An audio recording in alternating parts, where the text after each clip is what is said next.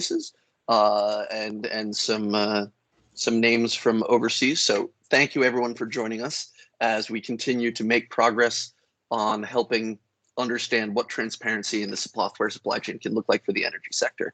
I'm Alan Friedman from NTIA. We're joined by the two co-leads of this effort, Tom Ulrich and Ginger Wright. The bigger SBOM picture that's going on today is both the community work that continues through the auspice of the NTIA multi-stakeholder process, and then there's the executive order. So the working groups, and I think we've had a chance to sort of talk through some of those. If anyone wants more information on the general SBOM working groups, are making some progress, doing some updates on some of the documents that originally published in 2019, including an update on the framing document, which sort of outlines the overall architecture of SBOM, the standards and formats one, which is being updated notably to make sure that Cyclone DX gets equal treatment as one of the data formats, and the awareness and adoption working group has been working on sort of saying, how do we capture this and understand this and communicate it. So there's also some work that's been happening in parallel from the executive order 14028, which is very large and contains a lot of amazing things that this administration is trying to do around cybersecurity. But one of the things that's received a lot of attention is the explicit call for SBOMs. And NTIA was tasked with defining the minimum elements of SBOM. That due date is coming up very soon. And so we're busy working on that, in part with the help of many of your comments. NTI received some great, over 85 comments from industry, which is pretty spectacular given that we only gave you 2 weeks to do it. I'll paste a link in the chat if anyone wants to see how the broader ecosystem is responding to what the minimum elements of SBOM are. So that's the lay of the land of where the broader community is, which is to say, the good news is that you're not alone. A lot of folks across the entire software world are sort of trying to get a handle on what this is going to look like, whether because they know they need it or because they're going to be, essentially strongly nudged / forced to. So that puts the energy community ahead of the game, because now it gives us, and I'm really flattering myself by putting myself in the us category here, a chance to say, hey, what do we need to do to make sure that we're accommodating the special needs of the energy and bulk power community? And how do we make sure that we can do this today on our terms? Because there's a decent chance that somewhere down the road, this may become something that we're nudged a little more strongly on. So with that, I'll turn it over to Ginger to remind us of what the next few weeks are going to look like, and then we'll talk about the work. We're going to talk about the great experts today.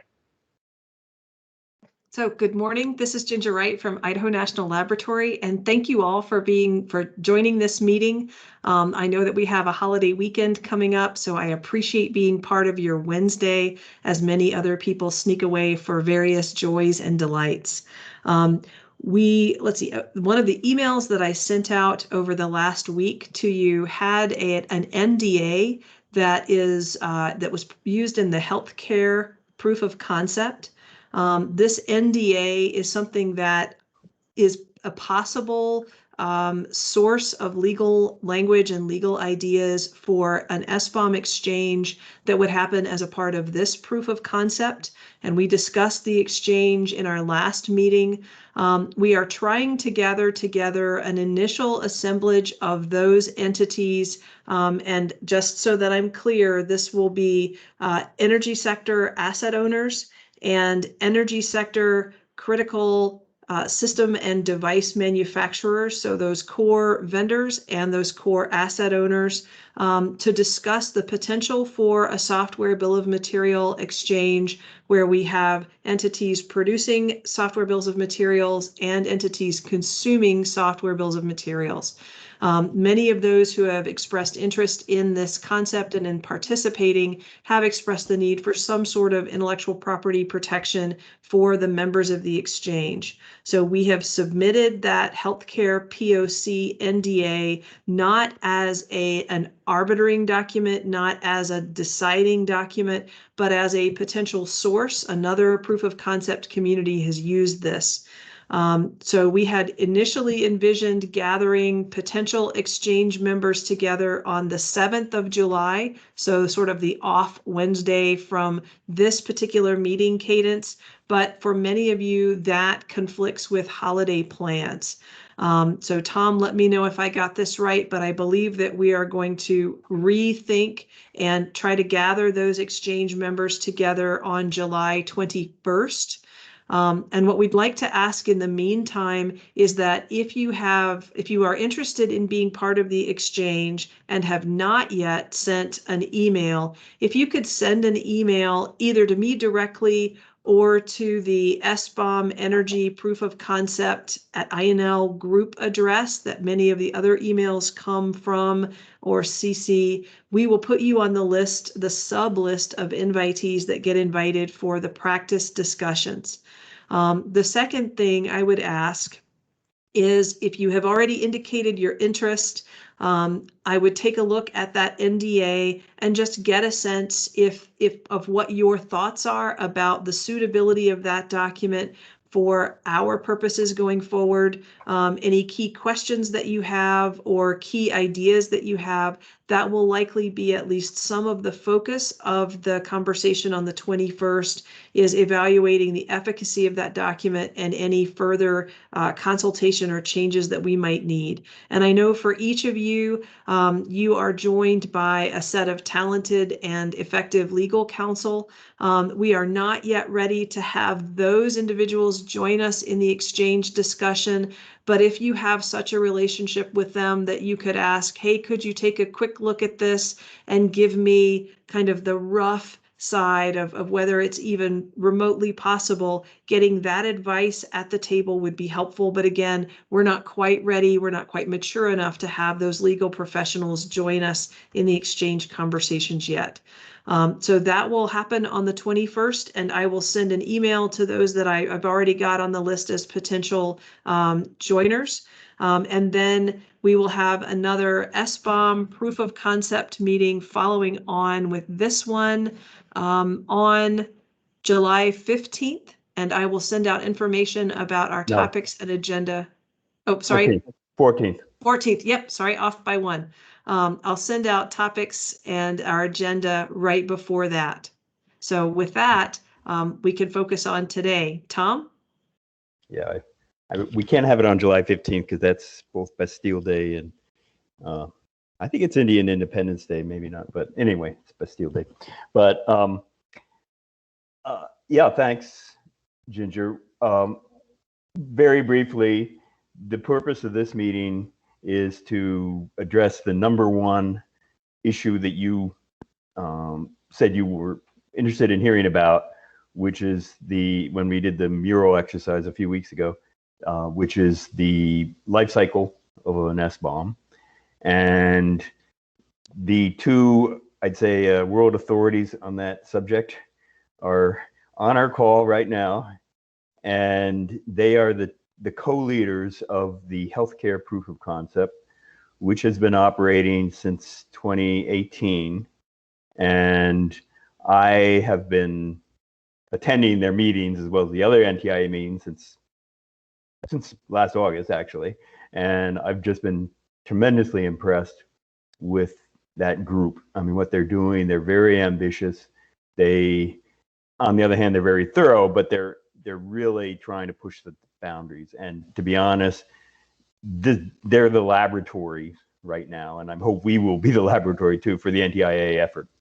Because, as Alan has said many times, you can have a bunch of wise people sitting around a room and thinking about what's the best way to produce SBOMs and distribute them and use them, but until you actually try it out, it's really just speculation.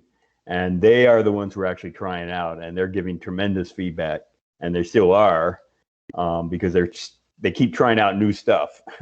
And so I'm very impressed with them. And so the first speaker today is Jim Jacobson, and he's with Siemens Healthineers, which is the medical device maker, of course, part of the Siemens group. And he is head of product and solution security. And as I said, he's co-leader of the healthcare POC. And he's going to talk about what they do, what Siemens does to produce SBOMs. So yours, Jim, I hope you're probably unmuted now. Okay, there we go.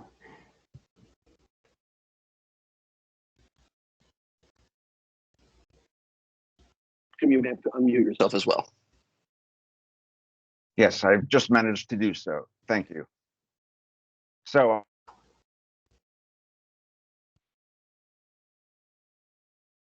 I'm going to the task of generating SBOMs, how to produce the material in a way that that it can be integrated into the existing processes that exist at Siemens Healthineers.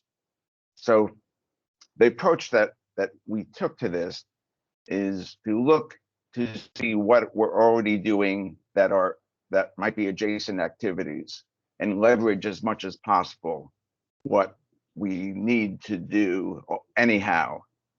So we need to execute many processes that require us to have a so-called internal SBOM, or a representation of all the components within the products that we sell to our customers.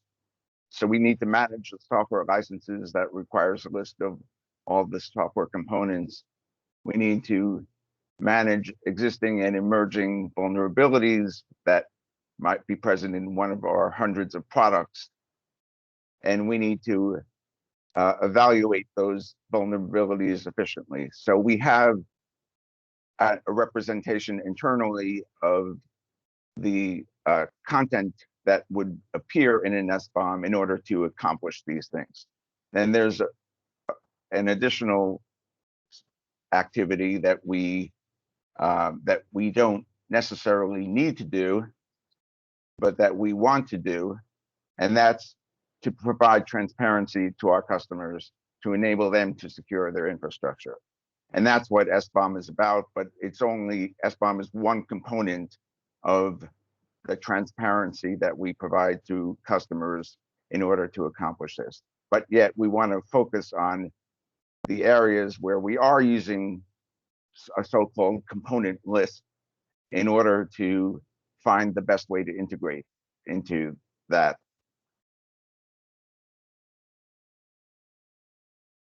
All right, so we might want to call this the cybersecurity information chain. And in each step along the way, we maintain a list of components. So we start off by defining in our third-party component management tool a list of components that is the internal SBOM representation. And we use that to define components, define the products that those components are in, and we use it for software license clearing. Then that information is pulled into our threat intelligence platform, where we are looking at external sources of information and using that information in external sources of information about vulnerabilities. And we monitor about 100,000 different components currently. We look at modeling subcomponents within that tool, but also that threat intelligence tool that we have in our tool chain generates vulnerability notifications. So whenever a vulnerability is identified in one of the components that we're monitoring, it generates a notification. That notification goes into our cybersecurity management platform, which is tooling to allow a lot of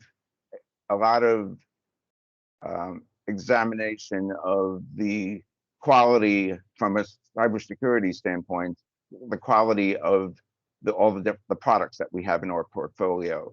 So we look at that information, that is the information that's received as part of a notification about the vulnerability from the threat intelligence platform.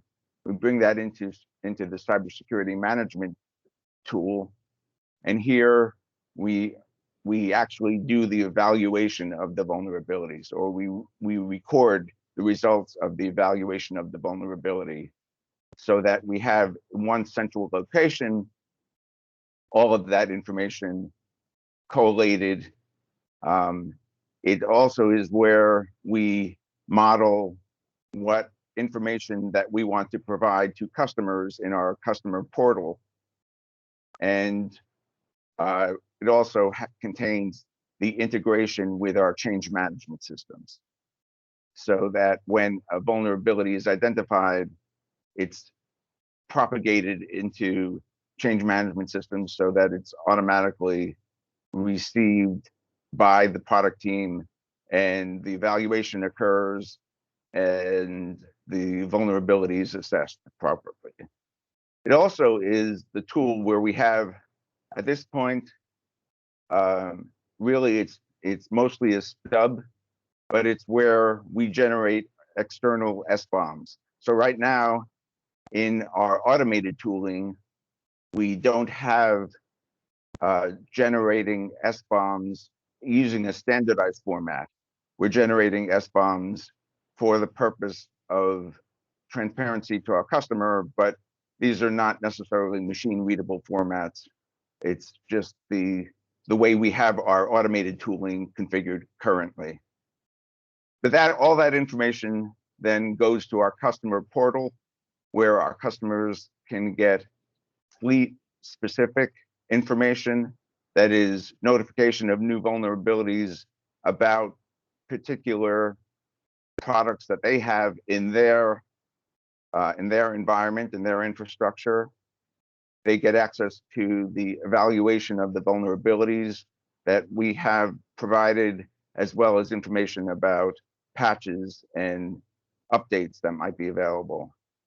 We also have in that customer portal the specific information about the products that they have relative to cybersecurity in terms of SBOMs and security white papers. As I said, right currently, from an automated sense, the SBOM is just a human readable format, or I mean, I suppose you can consider Excel machine readable too, but in any case, that is where we maintain the information. So you can see SBOM or SBOM-like information is threads its way through this cybersecurity information chain that we've got.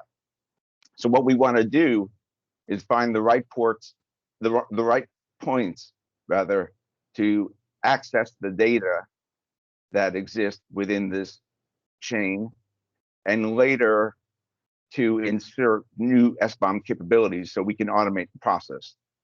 The way we look at this is using a crawl, walk, run approach. So we wanted to prove the viability of generating standardized SBOMs in a machine readable format. What we did was, in the proof of concept, we investigated different capabilities starting off with as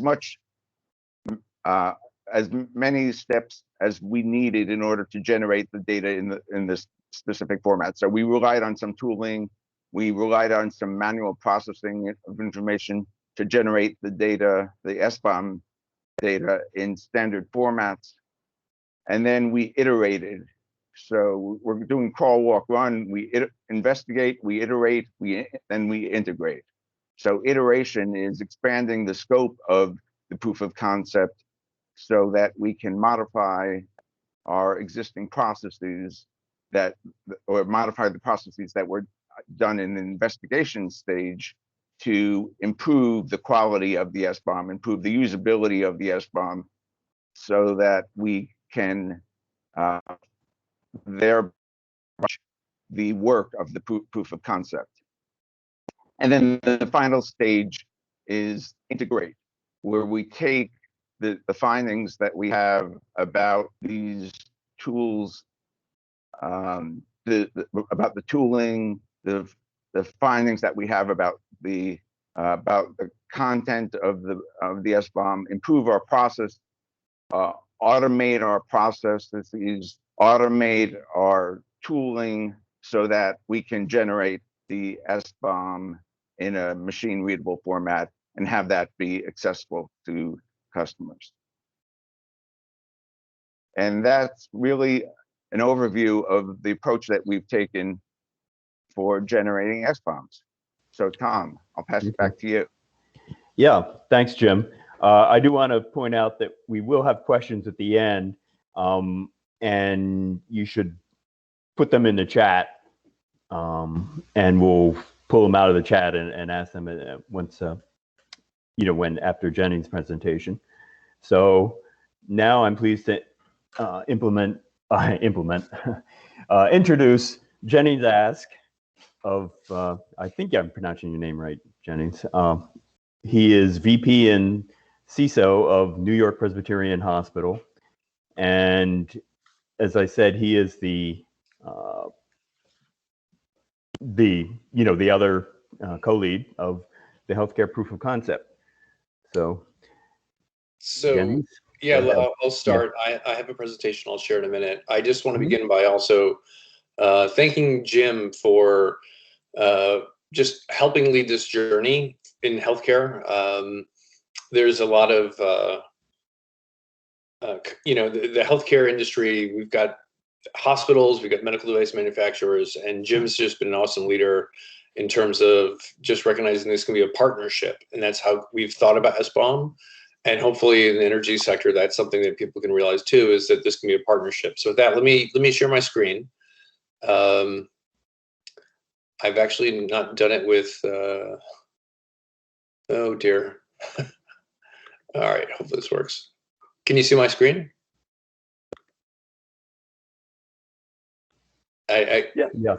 Okay, great. So I want to start with Heartbleed. So many of you might remember Heartbleed as a vulnerability, 2015.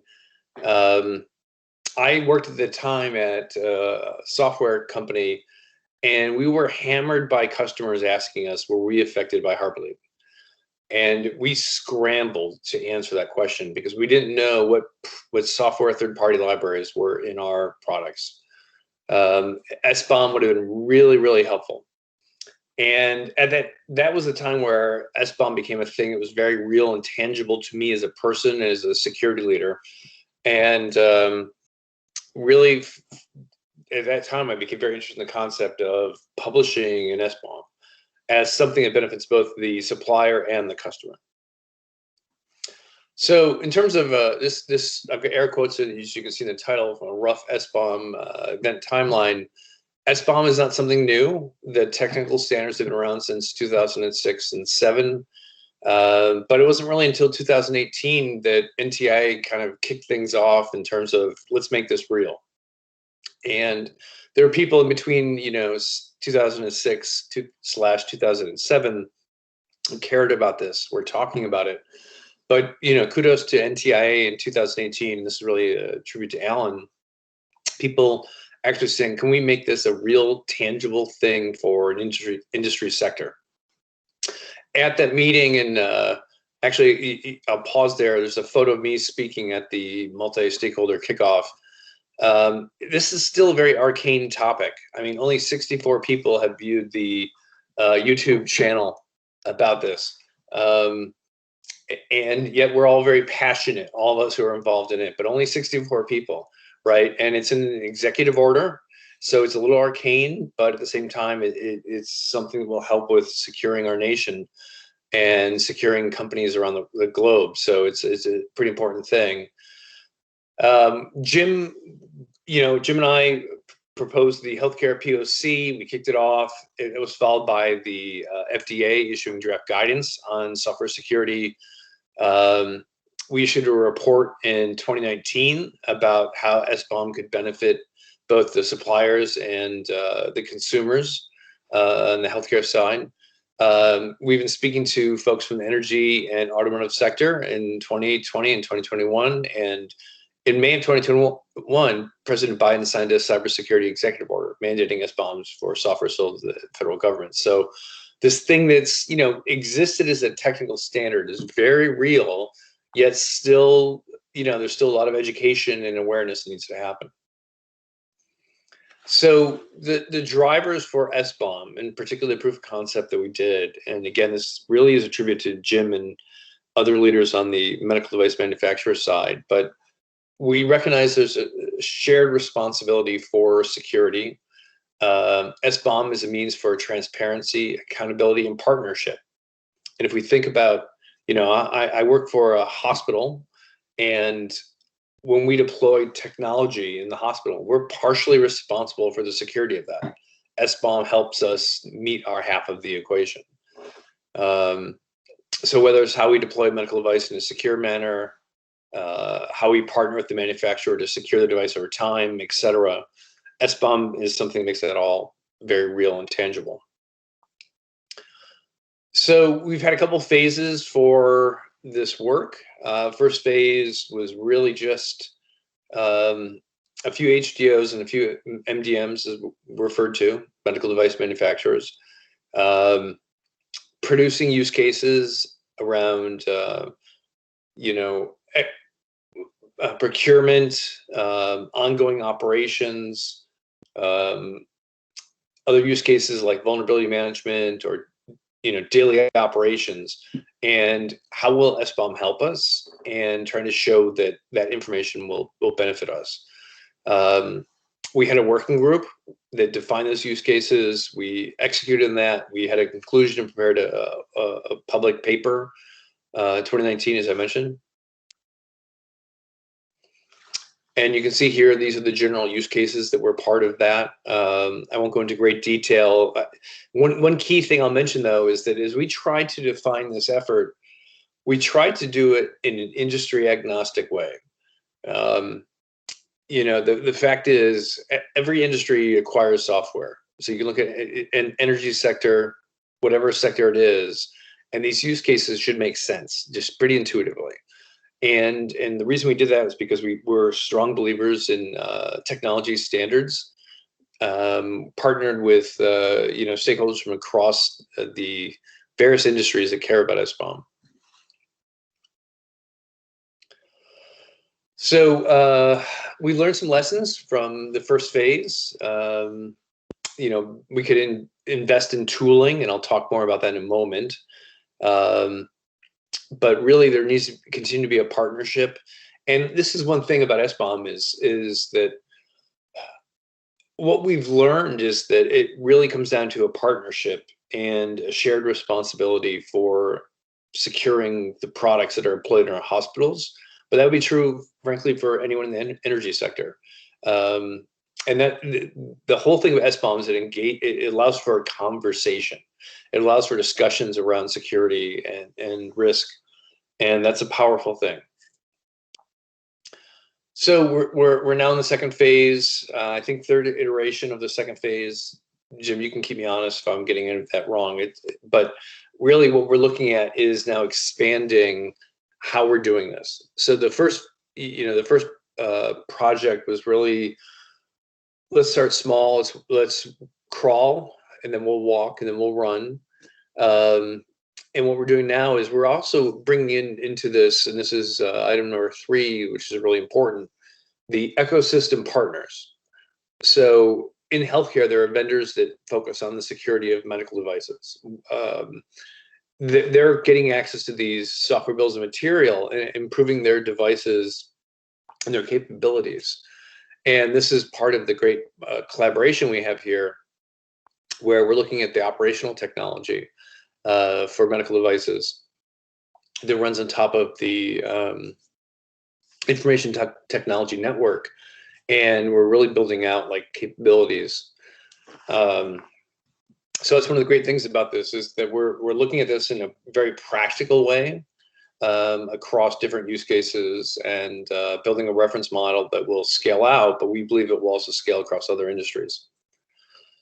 So part of the next steps of this, we're also exploring a concept known as VEX. I'll talk about that in a little more detail next. But just to give you a preview, one of the things that's come across is that not every hospital has the capabilities that, like, my hospital near Presbyterian has. We're the number 4 hospital in the country. We've got a very significant information security budget. And some hospitals are just like, please tell me if I'm vulnerable. And so VEX is a companion document to help with that. We'll go into that and more. But we keep trying to work with the other working groups under the NTI effort to push how the healthcare POC informs their efforts. And so it could be things like, you know, how do we define standards for multiple unique identifiers, component hash, SBOM file naming. Like, we're trying to be a playing ground for the industry, but also outside of our industry, to learn about how to do SBOM and make it something real. So VEX, or vulnerability status information, is just a basically companion document to an SBOM. And we're really excited to be trying to figure out how to make this real. In summary, a VEX document is a simple way for a manufacturer to explain to the consumers, yes, this component, OpenSSL, is in your product, but it's not vulnerable because we haven't enabled it, or it's enabled, but it's not internet accessible, things like that. So one of the great things about SBOM is that as we've been down this journey, is that we're also looking at, you know, just how do we make this practical? And so I'm really proud of the folks working the proof of concept who are trying to figure out how to make something practical that at one point in time seemed unpractical, but it really is. It's really practical. And along those lines, I want to share that our hospital has developed a platform known as Daggerboard. You're seeing a screenshot here. It's basically something we're going to open source through the Linux Foundation. We're going to create a project that anyone can contribute to. Had a conversation yesterday with folks in the Linux Foundation, so that was great. And we basically are creating a platform that can be used to download a SBOM or a VEX document, combine it, and come up with a scorecard that can be used in any industry. This is not meant to be healthcare specific. I've got a team of young engineers who are really excited and looking into this. And you know, we're really excited about the next phase of the healthcare POC, because we're going to like tie some things together. We've built language to translate between different SBOM formats, so we can translate between SPDX and Cyclone DX as an example. So a little more work to do, a little more spit and polish. It's going to look a little different than what you're seeing on the screen. This was our first iteration, but we think there's a lot of benefits for people to have access to this and not be dependent on big, expensive companies to consume an SBOM. We want SBOM to be something practical, and anyone can do it. So that's why we're building Daggerboard. So more to come on that. And with that, I'm going to stop sharing and I'll turn it back to Tom. And Tom, I got to be honest, I don't usually present with a team, so I have no idea if how visible that was or anything. But we're excited about Daggerboard and making it open source and available to the world. And we're thinking September timeframe. Okay, good. All right. No, that's great. I appreciate both Jim's and Jennings' presentations. I mean, they're really excellent. I learned a lot. Hope someone else did too. So for Q&A, Alan, do you want to lead that, or, you know, you might want to turn on your microphone. There we go. There you There go. were Okay. a couple of questions in the chat that some folks have already answered. So, but I want to sort of build off Ginger's question, which is Jim and Jennings. I know you guys sort of built this as you were going, and so as one question is, in retrospect, right? If you were sort of tackling this again, are there any changes or improvements you would make, or suggestions you have for our community as we sort of start this, you know, build stakeholders on each side of the market and start to find common ground? Is there anything that you would flag, either the beginning planning phases or as you sort of built and grew? You know, are there lessons that you could help us sort of you know, mistakes to avoid or things that we should emphasize? Yeah, one thing that comes to mind is the NDA, which was brought up earlier today, right? What I would suggest is, if I were going to do it over again, is not get too hung up on the NDA initially. Don't spend too much time on that, or at least do as much as possible in parallel before that's fully settled, because there's so much to explore that that you don't want to. Well, I've got nothing against lawyers. Jennings is a lawyer, so I hold them in high regard, but I don't want them to make the proof of concept less successful than it could be. I have memories of being in multiple different airports over many months talking through that on phone calls. So that's the first thing that comes to mind. Jennings, do you have any thoughts? Yeah, I would agree with that. I think the NDA process for us was overwhelming. Should not have been, and but also that's the nature of, you know, organizations. One of the things we've done with the NDA, though, is we've said, if you're part of this process, there's one NDA. It's not being renegotiated. So, you know, Siemens and NYP agreed to the NDA, you know, along with a couple other companies. As we've iterated on this, we've told everyone up front, the same NDA, we're not renegotiating it with Siemens or NYP. So if you have an NDA as part of the disclosure process, it's got to be something understood from day one that that's the NDA. And new participants have to kind of agree to that. Second thing I'd really state is that what's been great about this effort is that Jim and I have been, we've been champions. And I think for this to work, you have to have champions at companies. You know, I've spent so much time educating our CEO. In fact, I presented about SBOM to our board of trustees. I mean, these are people who have no reason to know about SBOM, but they know about it. And it's because being a champion allows for the energy and cycles to be devoted to something that's a relatively, you know, new concept. I mean, it's not new, but it's new for it being practical and real. And, you know, tribute to Alan and others for pulling us stakeholders together. So I would just say, like, if you're involved in this, be a champion, educate people, and let's all work together. There's actually a question from Dick Brooks in the chat about, will Daggerboard perform digital signature verification to validate a software supplier? Long-term, yes, not today, but that's definitely on the roadmap. And in fact, that was in my NYP's feedback, Alan, to NTIA. If you read that about, you know, what are the things we think need to be there across all industry sectors. So that's on the roadmap. And we spent some time talking to folks from the Linux Foundation about the product roadmap for Daggerboard, and that will be part of it, is digital signature verification. Thank you. I really appreciate that.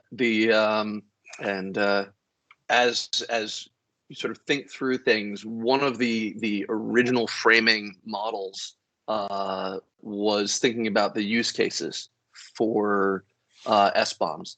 Is that something that you guys have revisited, and are there things that you would recommend we understand as we think about that in the energy space? We haven't really talked about new use cases. We haven't revisited them. They seem pretty durable, from procurement through operations, through vulnerability management, incident response, and the collaboration between, suppliers and consumers. It seems very durable. That's been a really positive thing about this. And, I just want to thank Jim and all the MDMs who are participating in it. The security really is a shared responsibility. You have to build security into your products, but it has to be deployed securely, it has to be operated securely. And SBOM is showing a way for us to do all of that. So I think the use cases have really stood the test of time. Okay. Jennings, I know that the healthcare sector has been a little busy over the past year and a half, and similarly, our colleagues on the asset owner side of the house in the energy world have had a lot of attention. Recent adventures in ransomware certainly have not made their job easier, and so Jim Jacobson on the product security side, this is sort of something that, as you pointed out, you're starting to have to do already. On the asset owner side, sort of this seems to be, we might need some more ways of helping people realize that they should spare some time and a little bit of, some expert employees' resources. Is there something that you sort of use when you're talking to other HDOs to help them realize that this is a priority, this should be a priority?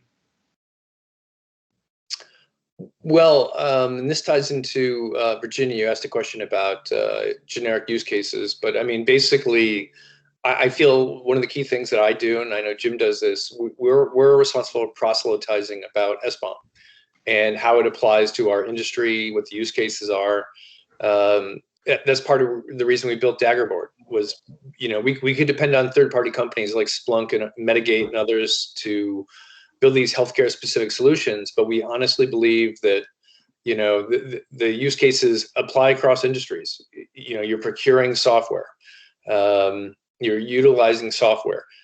Over that life cycle of that software product in your organization, you want to know about the software vulnerabilities, and it's a dialogue, and that's why we're exploring the use of VEX as kind of companion document, because you might have OpenSSL in a product, but it might not be vulnerable to the latest vulnerability, even though it's in your product.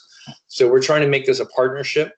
And, as we look at the healthcare industry and the attacks that we've dealt with through the pandemic, the same attacks are happening in every industry. So we need to create industry agnostic approaches that scale out to energy, to automotive, to whatever industry it is.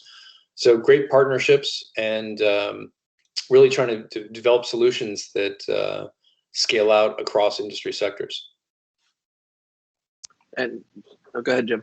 Yeah, I would just throw in that when Jennings was talking about proselytizing, there's so much work that can be done as you go through a proof of concept in terms of socializing the information internally, because believe it or not, there may be someone in your organization that might not really get the whole picture about SBOM and may have some objections.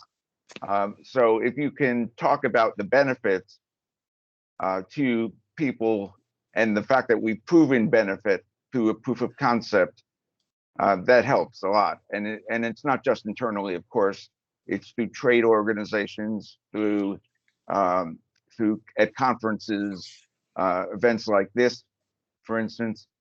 The more information that we share and show that we've proven benefit of sharing this information and getting to that point of shared responsibility that Jennings was talking about, the better off we'll be. It's a great point, and building off a big flag, the idea of sort of champions. The broader SBOM world has sort of a subgroup devoted to thinking about awareness and adoption and how to communicate this, and that's something that I think we can also keep in mind. And I think there's value as, for example, we start having in-person conferences, sort of identifying, hey, 7 of us are going to be here. Let's set up a birds of a feather type thing to build some conversations around it, and that would be useful as well. There's one other question that I was going to flag from the Q&A. Another question, and again, even if you haven't, I know, Jennings, you've had direct responsibility, and Jim, I'd love if you could talk about some of the other manufacturers' perspectives. Engaging with third-party experts and vendors. So we've been framing this as starting with the two-sided market, right? We have our manufacturers and we have our asset owners in industry. HDOs are hospitals and healthcare. But we all realize that actually a lot of the leadership is coming from security companies and security experts, often small companies. But at the same time, we've been very careful about making sure that we're not turning this into biz dev or marketing opportunities. Sure. Do either of you have any sort of thoughts or observations about the process the healthcare community went through that we can learn from? I think Jim, yeah, sure. So what we have found as we've been going through this proof of concept is that the ecosystem is really growing, and we're talking to vendors who have some of the capabilities that we've manually created, and we want to take advantage of those. So those vendors are participating in the proof of concept. They're also available outside the proof of concept too, because I think the ecosystem is learning from the work that all the NTIA groups are doing, and leveraging that information, leveraging the use cases to create new tooling, new capabilities, new offerings. So it's incredible to see the growth that's occurred. Jim, do you happen to know if any of your MDM colleagues are using third-party assistance for sort of managing this, or are most of the manufacturers doing this in-house? I would say at this point, most of them are in-house. I know Les Gray is on the call, so if he has a different opinion, he can add it to the chat maybe.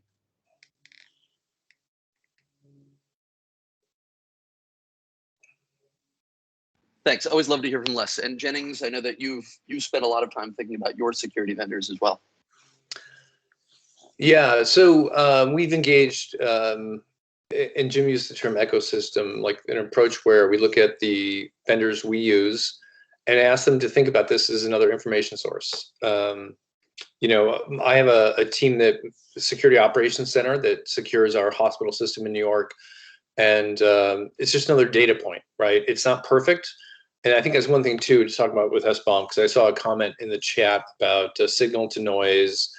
And, this is the whole point of VEX. VEX is another data point where it's a companion document that will help the manufacturer describe, is a component vulnerable? So we're developing something. And I always use the analogy of HTML 1.0. If you're old like me, you remember images of construction workers, GIF images, someone digging and with flash and whatever. But that HTML 1.0 was amazing because it gave us the internet. Now it's not where we want to be today, but through iteration and through progress, it's grown to HTML5 and beyond. And that's really kind of how I think about SBOM and how I try to describe it to people. We've proven that this creates value, through this proof of concept, and we look forward to partnering with the energy sector and others around your own proof of concepts, and it's only going to get better. And I put just for because I know we're getting near the top of the hour, I put my email address in the chat if you want to reach out to me. Hopefully I've inspired Jim to put his in the chat. But from a supplier or consumer perspective, security is about a partnership, and SBOM is just one more bit of information. It's akin to companies releasing their vulnerability status and us acting upon it. And this is a little more in depth, a little more complex. But our ecosystem of security technology, as Alan was referring to, those companies are actively engaged. And yes, their products are specific to medical devices and whatnot, but they're running with this because there's value, and it's been really exciting. Maybe I can jump in and add something to the signal to noise ratio that was brought up in the chat and false positives. One of the advantages of SBOM is not that you can always definitively say this product has a vulnerability, an exploitable vulnerability, but rather you can rule out all these other products that don't, and you can concentrate on securing the information about the domain that you are aware of that could be possibly affected. So the information that Bex would provide about true exploitability of a vulnerability might be icing, might be the last bit of information that you need, but there's plenty you can start off by assuming that the information is legitimate and then eliminating it down the road if you have further information that defines the true vulnerable state of the product. Yeah, if I could piggyback on that, the other thing I would state is that we've seen from the supplier and the consumer side in healthcare a real partnership. And that's I think to me, the real beauty of SBOM is that it just is affording partnership. There's no perfect knowledge around vulnerability status. But as people who deploy, we deploy Siemens products in our hospitals. And I feel like I could pick up the phone and contact Siemens and have a real dialogue in a way that we couldn't a year ago, couldn't 2 years ago. And I think this partnership's been amazing. So we really recommend in the energy sector, people just recognize there's an opportunity for collaboration around vulnerability status and whatnot that SBOM affords. It's about mutual accountability. It's a great thing. I love that as a core note to close on, which is this is, what are we doing? We're creating very specific limited metadata exchanges. But really what we're doing is, the thing that we know that is the closest thing we have to a silver bullet in cybersecurity, which is sharing and trust, and building those channels. And I love the idea that in the process of building the technical channel, we have a real potential to further reinforce some of the human links. So that's a great note to flag. And we've got to get that quote out in some of the SBOM discussions. All right, we'll I want to turn things over to Ginger to sort of get the picture of a reminder of what's coming over the next month. But first, I want to thank Jim and Jennings so much for taking the time today and sharing your experience. I have a hunch that we're going to be coming back to this particular so we really appreciate your eagerness to emphasize the power of partnership and sharing. Yes, thank you both for this presentation. We've been very much looking forward to it and love having real advice from the proof of concept that has been there and done this ahead of ours. It's nice that you mentioned use cases, because one of the 3 things that was highest ranked in our voting was a discussion of use cases for the energy sector. And so I'm afraid I would have lost a bet. Tom, we should have made the bet. I was going to bet that this conversation would require definitely more than one session. So what I'm going to say is that if there are those who would like more exploration of SBOMs from cradle to grave, let us know if you'd like to go deeper, if there are particular unexplored topics that you would like to build on after today's meeting.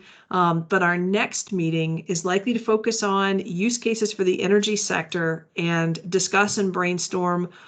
First, go over those generic use cases that have been developed that are probably the standard for what we will use, discuss what's possible today in terms of SBOMs and how that helps the energy sector, what's desired for tomorrow, and identify any places where there may be unique drivers within the energy sector that may cause us to look at our needs or our production of SBOMs in a way that's different from other entities. So that there'll be more coming from me as we get ready, but that will be the focus of our next meeting. Thanks so much, Ginger. Tom, any last words before we return to our Wednesdays?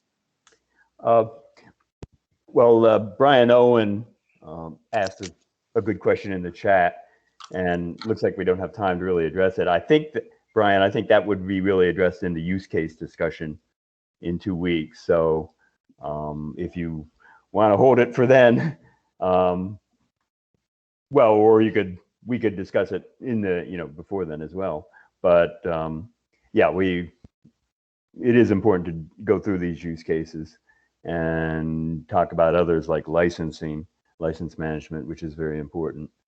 And good. All right. No, that's fine with me. So we're scheduled now for 2 weeks from today, the same time. Same bat time, same bat channel. Thank you so go. much, everyone, for joining us. And if you're in the US or in Canada, have a great holiday. All right. Thanks.